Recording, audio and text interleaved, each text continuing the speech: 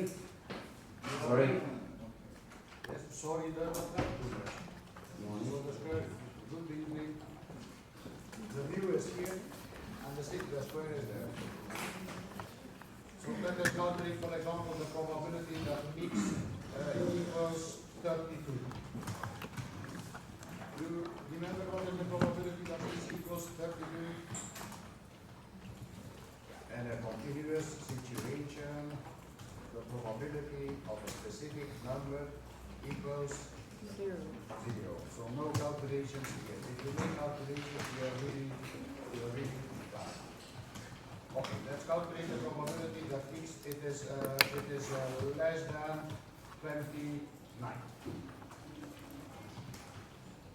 I don't write the equality because the equality sign in a continuous situation does not play any role. Always I standardize. What does it mean standardize? It means I take x minus mu and I divide by sigma. Okay, if I do it on the left, I also have to do it on the right. So 29 minus 25 divided by the square root of 80.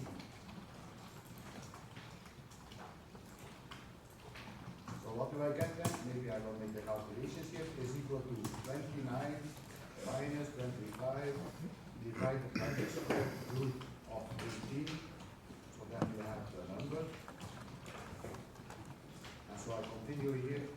I have to calculate the probability that z it is less than 0.94. Okay, I write some digits. When we have the calculator, when we are in the classroom, we use the calculator, and now I use one of the formulas of Excel. So you see on the top here there are formulas. Formulas, you see it? Formulas? On the top, formulas. Insert a function. We take a statistical function, so statistical. And let's look a bit. We know the function average, it gives me the mean. We know binom, it is binomial, the binomial distribution. Let's go down. Okay, you see covariance. We see S.dist, which we do not use. Frequency function that we have used several times. Okay, we go down. One more we will see several Norm.s.dist. So the first one, it is the general normal distribution. I will not use this one. The second one, it is the standard normal distribution. You see, Norm.s.dist. So this one we will use. The next one, it is Norm.s.inv.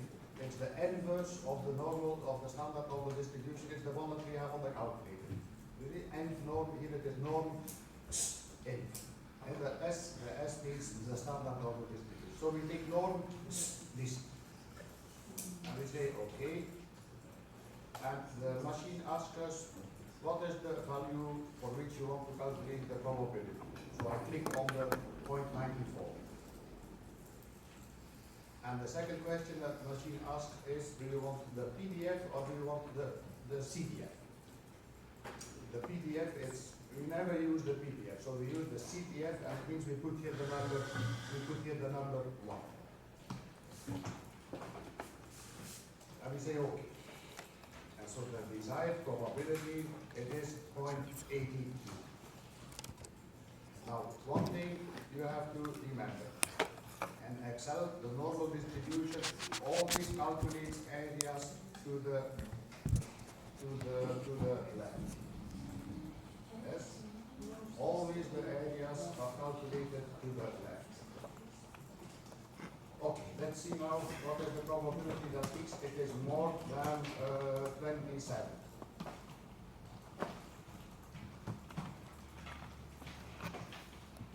Okay, again I will standardize. And I will write it. Okay, standardize. Z it is more than 27 minus 25 divided by the square root of 18. So I standardize, and I skip one step immediately. I put Z here. So I will calculate the number 27 minus, you are late, yes, but you're sorry, you're not sorry at all. 25 divided by square root of 80. So it's 0.47. So I have to calculate the probability that it is more than 0.47 and some more digits. Now, this probability, it cannot be calculated like this by using Excel. Excel only calculates areas to the left. So how to make it an area to the left? And you should use the rule of the component. Yes, so the rule of the component says that we should calculate 1 minus. So I will do it. First I will calculate the probability that Z it is less than 0.47. So again we insert our function. Let me put it here. We insert a formula, insert function, a statistical function starting with the letter N. Norm.s.dist. We put the value 0.47. Cumulative. Always we take cumulative to 1. And so we find 0.68. And then the rule of the component, it says we have to take 1 minus this number to find the answer to the question. So the calculator, it's a bit more convenient because we can give a lower bound, we can give an upper bound, but not here. And Excel, not here. And Excel only we have areas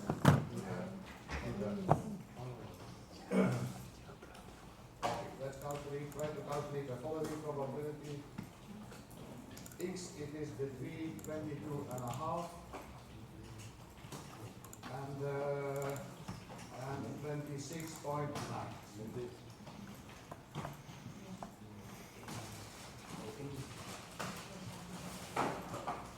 So now we have to calculate the probability that X, it is between two values. Let me make a picture. So I have to calculate this 25, this one. I have to calculate this area. What we will do, do you know what we will do? We cannot calculate this directly by using Excel. What we will do is we will calculate first the area up to here, and then we will take minus the area up to here. So if we take the whole area minus the area that we don't need, we get the result. So to make the calculations, first I will calculate the probability that X is less than 26.9. Secondly, I will calculate the probability that X is less than 22.5. We standardize. The 26.9 minus 25 divided by the square root of 18. This is the first one. And then the second one, less than 22.5 minus 25 divided by the square root of 18. So let me calculate the values here. 26.9 minus 25 divided by the square root of 18. And the second one, please use brackets. 22.5 minus 25 divided by the square root of 18. Okay, it is minus 0.56. And then we use the normal distribution. So formulas, insert function, Norm.s.dist. Of course, if you remember that the formula is Norm.dist, you can just enter norm, and automatically you get the Norm.s.dist. You have to click on the value and then comma, point 1. So you can activate the form, but also you can just enter it like I do. You can choose. This one Norm.s.dist, the value, and then point comma 1. So the answer to the question, it is the difference of this one minus this one. the answer to the question is point 39.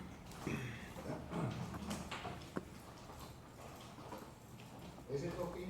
So the function that we use, it is Norm.s.dist. Is it possible to do it in another way? Yes. Yes, but I prefer always to standard. Okay, this was an exercise. Example number 1. Let us take an example number 2. Okay, X, it is the rate of people. X, it is the rate of people. Can you help me? What is the rate of people? Let's take the rate of students and the HUD. The mean value is how much? Say something. 69, 68, 70, 71, 75. What is the mean rate of the students and the HUD? 65. Okay, let's take 66, 66.6. It's a nice number. What is the variance? Is there a big variation in the rate of the students? Yes. Because I see this, I see this. So there's a rather big variation. So we take a variance, sigma squared equals. Okay, let's take sigma squared equal to 500.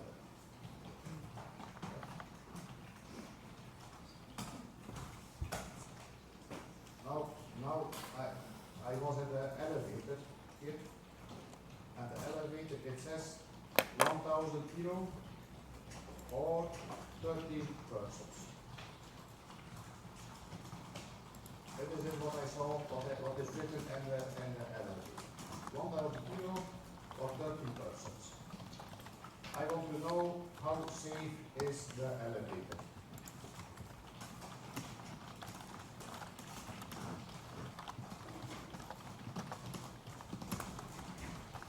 So what I will do is, I will take 13 people,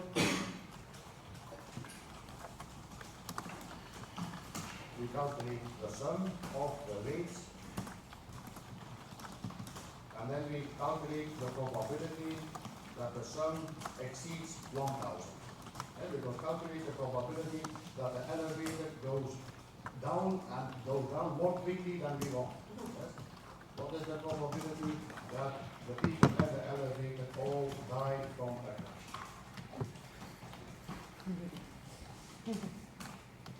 So the 13 people, they have a rate x1, the second one x2, the third one x3, and so on. We have 13 people, and then we calculate the sum. And I cannot put I can put dishes here, but it's too much bothering, so I just put the sum. What do we know about the sum of normally distributed variables? When we have a normal law and we take sums, then in general, then nothing in general. So we have to assume that the rates are independent.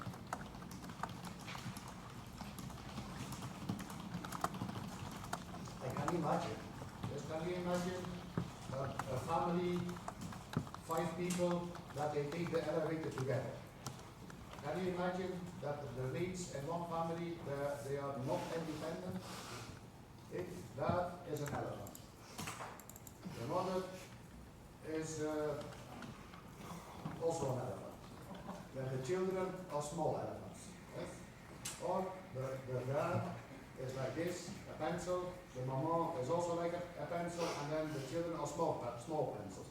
I think in one family, the rates, they are dependent. So here in the exercise, I assume that the rates are independent.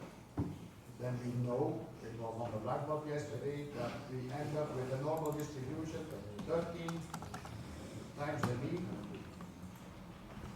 And for the variance, we have n times 500, so 13 times 500. So the sum, it has again a normal distribution, and now I will calculate the numbers, 13 times 66.6 and 13 times 500. So these are the values. And I want to calculate the probability that the sum it is more than 1000. I will standardize. It means I replace the sum by z, and on the other side of the equation I have 1000 minus 865.8 divided by the square root of 6500. Let me calculate the number. So equal 1000 minus 865.8 divided by the square root of 6500. I find 1.66. And so we have to calculate the probability that z it is more than 1.66. As you know, we cannot do it directly. We have to use the rule of the complement. So I first calculate the probability that z it is less than. So Norm.s.dist 166, comma 0.1. So I have 0.95. And then by the rule of the complement, the answer to the question is this one.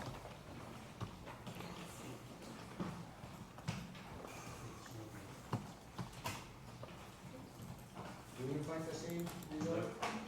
No.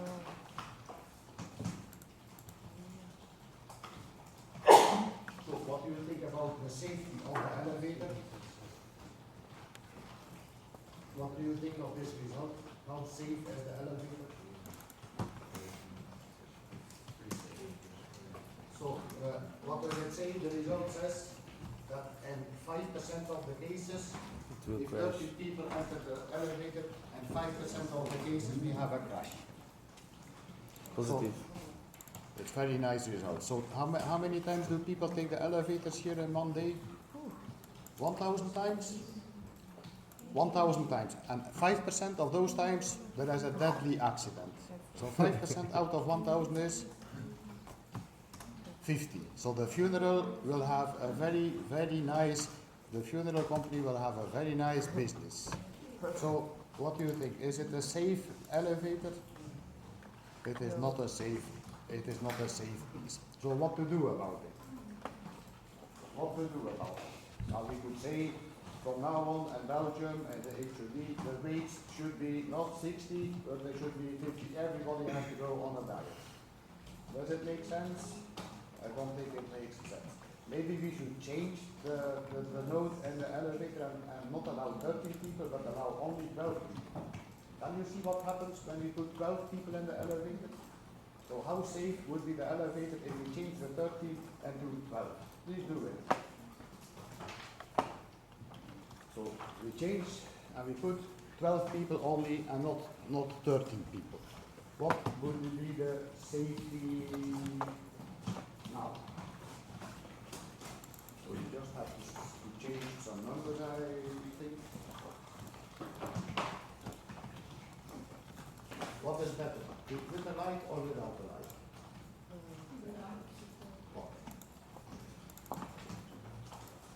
So, in place of 13, we have 12 times 66.6 and 12 times 500.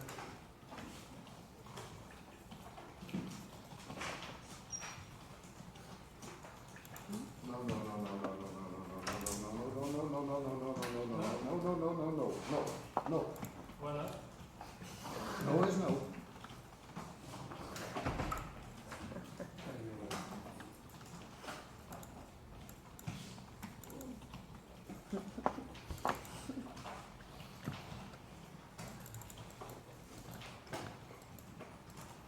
What is the number that you find out, the probability of a crash? 0.47.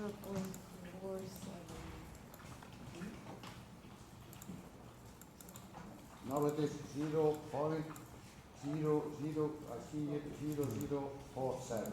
Is it correct? 0.0047. 10 times smaller. So it's 10 times smaller. So it means if the elevator moves 1,000 times, how many times we will have a crash? Only 5. Only 5. Only A 5 day. times. Only 5 day. times the ambulance has to come to pick up the victims. Is it a safe elevator? No. Still it is not a safe elevator. So what do they do in the elevator business? They put, have you been ever in the elevator that it does not want to move? If there is too much weight, it blocks. Yes. So we don't care too much about these things because if the weight is too much, the elevator it blocks. But still, be sure that in the company they make calculations like this. Yes.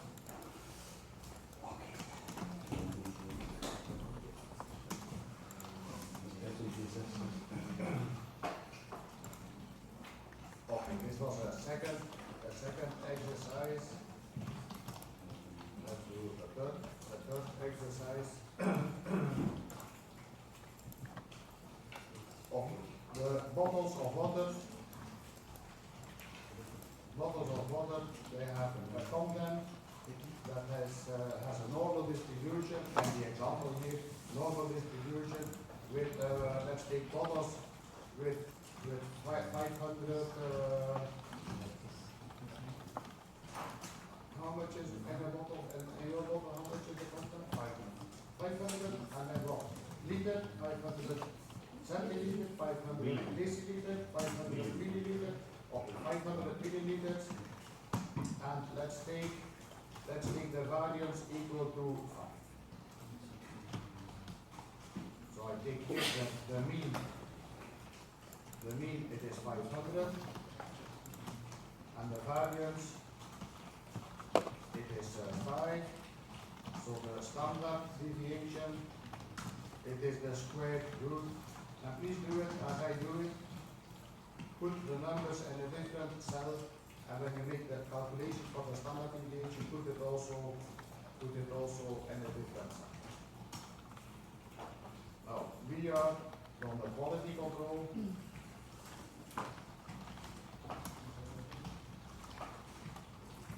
And so from time to time, we take how many bottles do we check?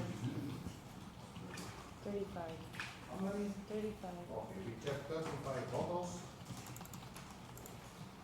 And then we calculate the each bar. Yes, you know what is each bar? We calculate the weight, the mean weight of the 35 bottles that we have checked. Okay, the company gets a fine if each bar it is less than 500.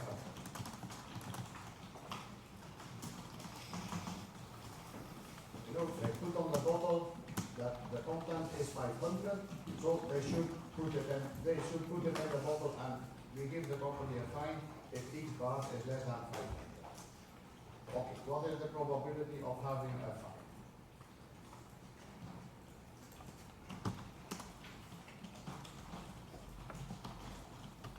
Okay, first we need the distribution of each bar.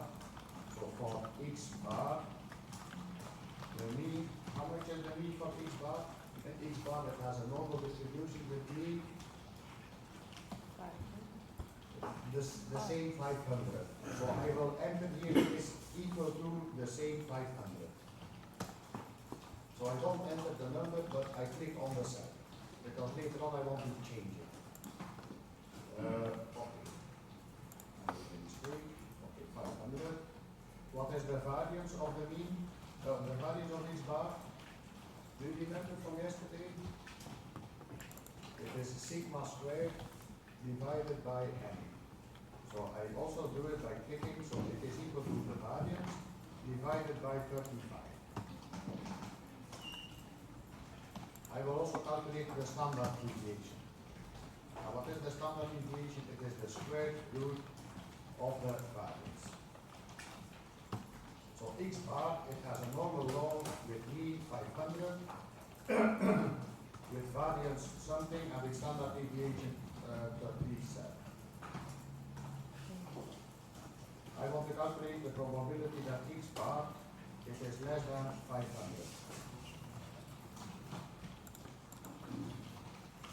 I will standardize here. So let us see the target, let me put it here, the target, it is 500. So how do we standardize? So how do we find the value for small z? We have to take 500, and we have to take the 500 minus the mean, and we have to divide by the standard deviation. So the z that we use here, it is 0. What is the probability that in the standard normal law the z is less than 0? Do you need to calculate things? The standard normal distribution is nicely symmetric around 0, and so the probability it is 50%. Do you agree? The probability of having a fine is 50%. What is the problem? What is the problem? No. Can you show us the calculation? Which calculations? Because I know the standard normal distribution. You know the standard normal distribution? The 0 is in the middle.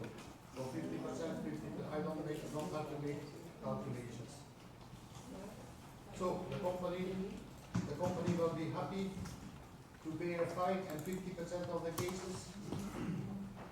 So what can they do about it? What could they do about it? For example, they could say we will change. I will calculate it anyway. So it is the Norm.s.dist of 0.1. What they could say is we will buy a better machine. And the better machine it is that we change the variance. So let's buy the top of the top, the top of the I don't know what of the machines that the variance is not 5 but 1. So I change if you did as I did, everything will change accordingly. I change it by 1. What is going to happen? What is the probability of having a fine? Still it is 500. So it does not matter about the quality of the machine, the probability of a fine still it is 50%. What we could do is change the mean. So in each bottle we put a bit more water. So let's take an amount of water 502. So 502, so it means that in each bottle I put 2 millimeters too much. What is the probability of having a fine now? You see, what does it mean, this one? It's 6, and at the end you see minus 8. It means you have to write 8 zeros. 0, point, and then 7 more zeros, and then 6. So what is the probability of having a fine? It is really small. Yes, it will almost never happen. If we do 1 million of checkings, maybe one time we will have to pay a fine. So maybe the 502 it is too much. Let's change the 502 into 501 and see what is the probability of having to pay a fine now. And I see the probability of having to pay a fine, it is 4 in 1,000. And 4 in 1,000. Is it a big probability? Well, if it is about an elevator, it was a big probability, but here maybe about when it is about the bottles, 4 times in 1,000, I don't think it is too big. Let's take a little bit of water, 500.5. So in each bottle they put half a milliliter too much. And in this case you see the probability of having to pay a fine, it is 9%. It is up to the decision maker to see what kind of risk he or she is willing to take.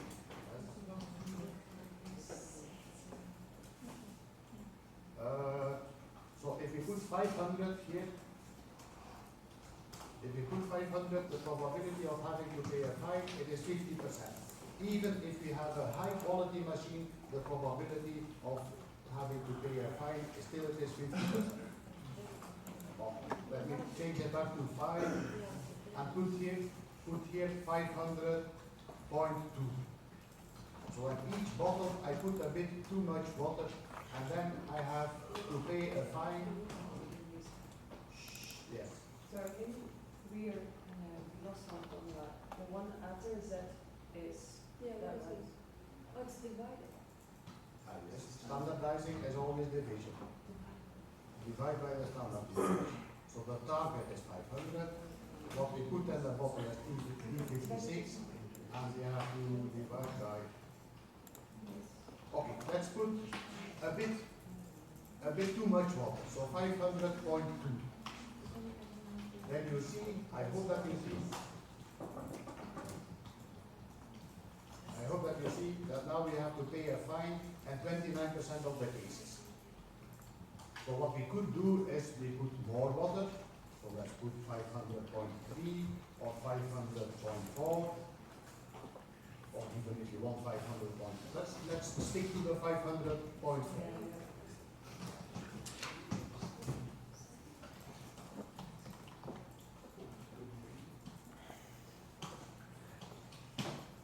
If we put 500.4 in one bottle, you have to pay a fine in 14% of the cases, which is a bit too much, I think. What we could do now is try to buy a better machine. And a better machine, it means a machine with a smaller variance.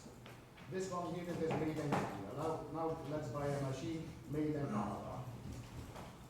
So I will change the 5. Let's suppose that we can buy a machine with a quality level of 4. So with 5, it is 14%. With 4, what is the probability? 11%. So still it is a lot. So let's buy an even better machine. 3. Then you see it is 8%. Let's buy the best machine that exists in the whole universe. So with a variance of 1. And then you see we have to pay a fine only in 0.8% of the cases. Still we have to put a bit too much in each of the bottles, but if we have a high quality machine, the probability of a fine is not too high. I wonder, but the companies, they don't say it of course, I wonder how much water they put in the bottles. I would like one time to see the machine and to see what is the value of U that they take. Okay. You see with Excel you can easily do experiments. Just make sure that some cells, you can change the cells. Is it okay? Okay, let's do number 4. I have X, and X, it has a normal law with mean value equal to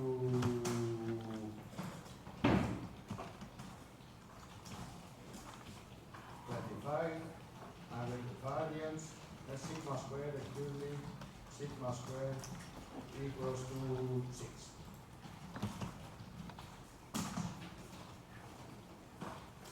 We take a sample of sample size n equals 51. And I would like now to formulate my expectations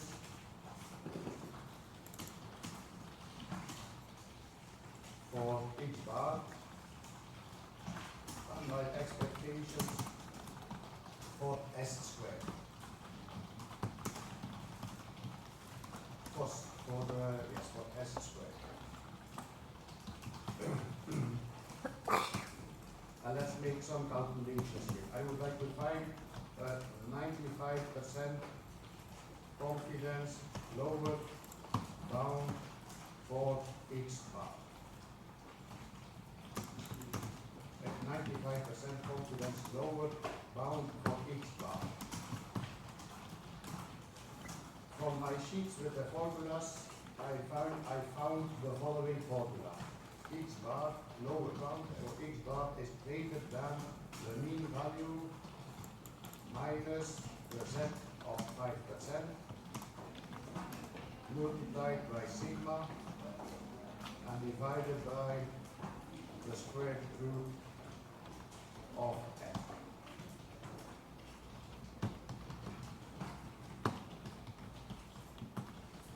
First, I want to know what is the value, the z value of 5%. When we have the calculator, we use the nth norm. Let's see how to do it here. So I take the formulas, insert function, I go to the n of norm, and somewhere you will see Norm.s.dist. It's this one that we need, Norm.s.dist. But please have a look. We turn the inverse of the standard normal distribution, cumulative distribution. What does it mean in plain language? It means that Excel always uses areas to the left. Always areas to the left. When we calculate the z value of 5%, the 5% is 5% to the right. So what we have to put here, as in the calculator, it is 0.95. So the z value, it is 1.64. Let me calculate E. And what do I mean by E? E, it is this error here. This one. You see the z 5% sigma square root of n, I call it E. So I take the z value, I multiply by the square root of sigma, the sigma squared which is 6, and I divide by the square root of n. How much was n here? 51. And so my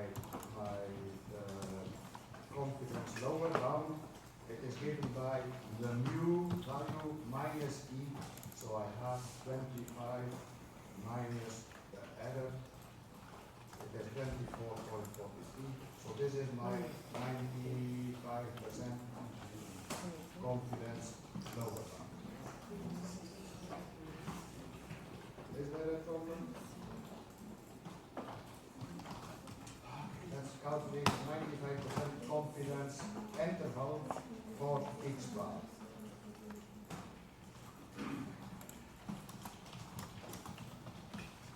From my sheets with the formulas, which are right in front of my face, I see that the formula for the confidence interval, it is the following: mu plus or minus the z value of 2.5% multiplied by sigma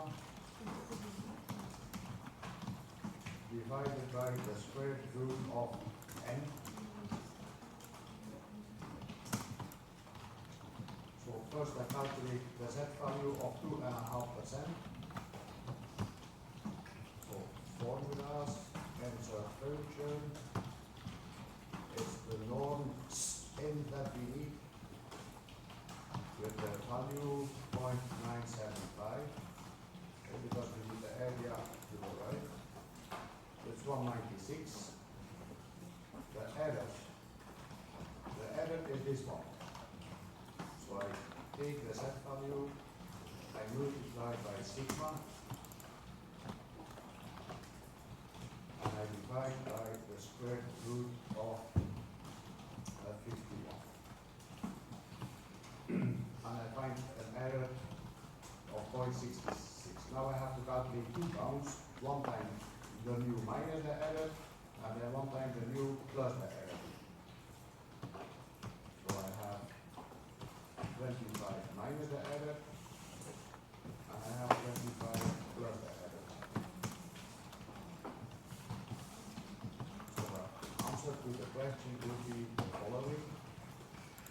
In my confidence interval, it goes from 24.33 up to 25.67.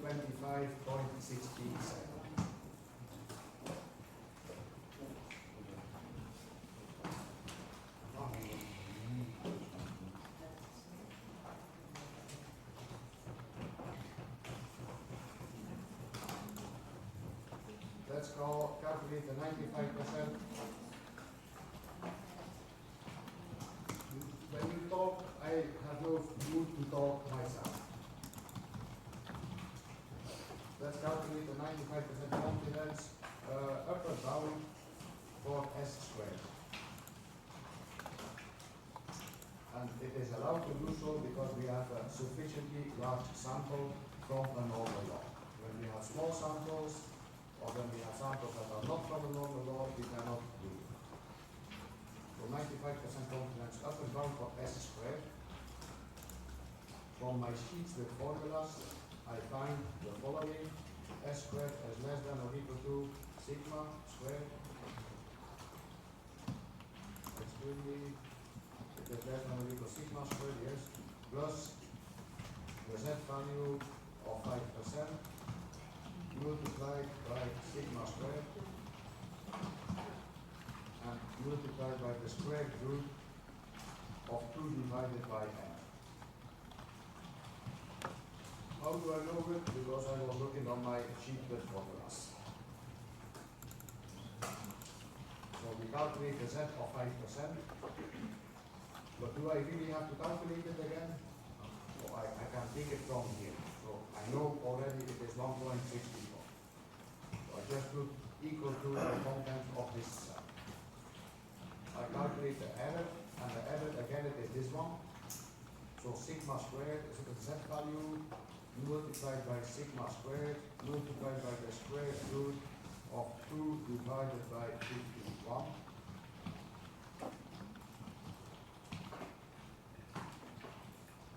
And then I have sigma squared plus E. So I have 6 plus the error term. And so the answer to the question would be this one.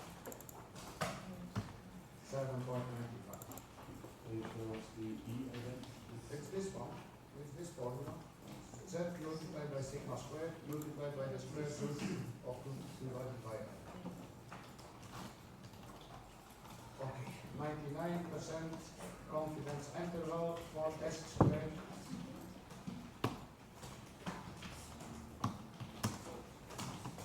So the formula that I get from my sheets with formulas, it is this one. Set of 0.5% multiplied by sigma squared and multiplied by the square root of 2 divided by n. And there is a new one that we need, the set of 0.5%. So I go to the formulas, insert the function. It's the Norm.s.dist that we need, but now with a probability of 0.995. 0.5% is 995. And the error that we need, it is the Z value multiplied by the variance multiplied by the square root of 2 divided by 51. 306. And now I need 2 bounds, 1 time minus the error, and 1 times plus the error. So it is 6 minus the error, and it is 6 plus the error. And so the answer to the question will be this one.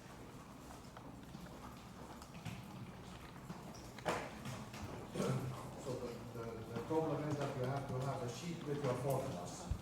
And then it is just a matter of using a calculator, Excel, to make the calculations. Okay, let's do number 5 before the break. X, it has a normal law. The mu equals, I don't know what, 78, and sigma squared is not known.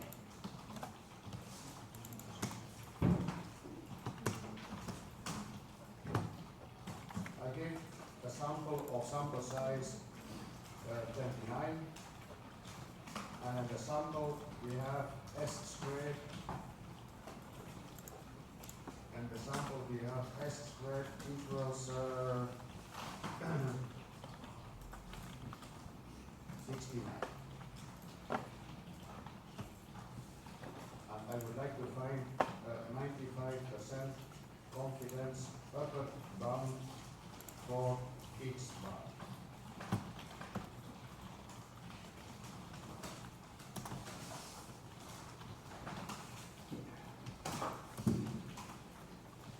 I look in my sheets with formulas and I find the following formula. Up and down it means mu and then plus the z value of 5% multiplied by sigma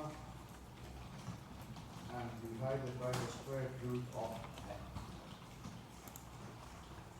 And we have a problem because we don't know sigma. And we have a small problem because we don't know the value of sigma. What is the solution? Yes. I think there is some kind of error because you wrote down sigma square on n. What did I do? You have sigma square is 69. What is this? This is S squared. I am confused. Yes. So we don't know sigma, so we replace sigma by S. And the Greek alphabet, the S, it is sigma, and we replace sigma by S. Is there a compensation? Yes. Yes. Why yes? It's because the sample is small. Which kind of T do we need? We need the T-distribution with parameter. Do you remember what is the parameter of the T that we need? The parameter that we need is n minus 1.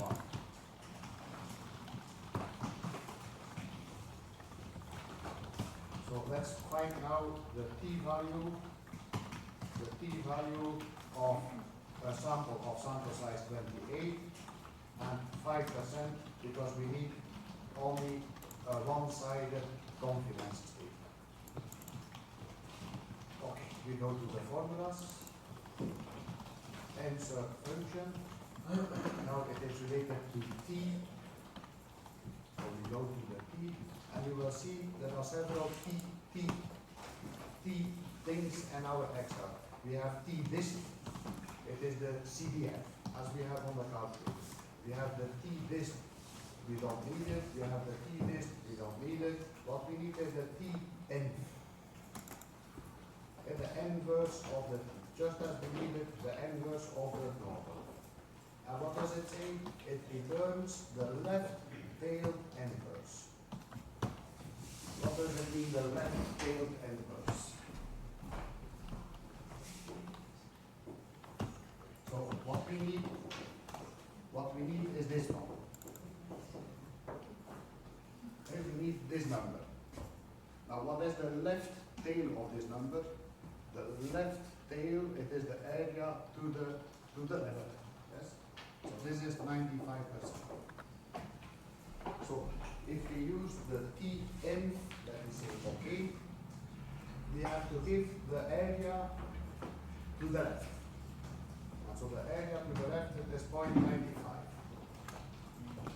What is the parameter that we need? The parameter that we need it is 28. And so the T value that we need in our exercise it is 1.7. And now again I will calculate the error. So the error is now it is my T. Now I multiply by the square root of 69 and I divide by the square root of 29. And so mu plus T, it is given by mu, what was it? It is 78 plus the error term that we have found. So the confidence upper bound, it is given by 80 62.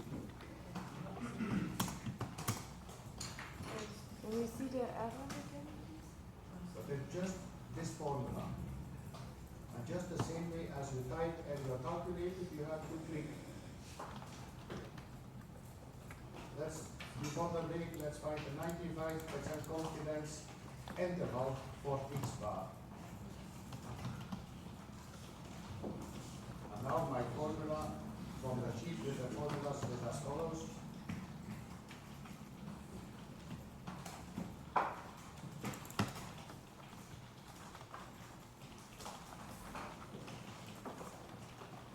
Well, of course, I mixed it a bit. I won't put it back. So, again, we need sigma, but we don't know sigma. What we know is the value of s, because I give you s squared. So we replace sigma by s, and as a compensation, we use a T-distribution with parameter n minus 1. So now I need the T parameter 28, 2.5%, and to find the value, formulas, answer function, T, what we need is T dot N, one thing.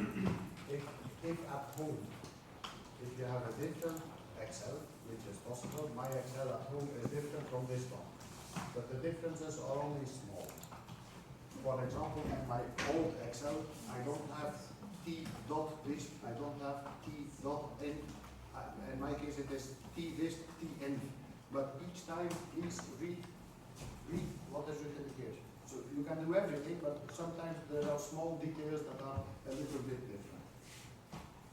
Oh, the T.Inv, we remember that we have to use the areas, to the right. So 0.975, and the parameter, it was 28.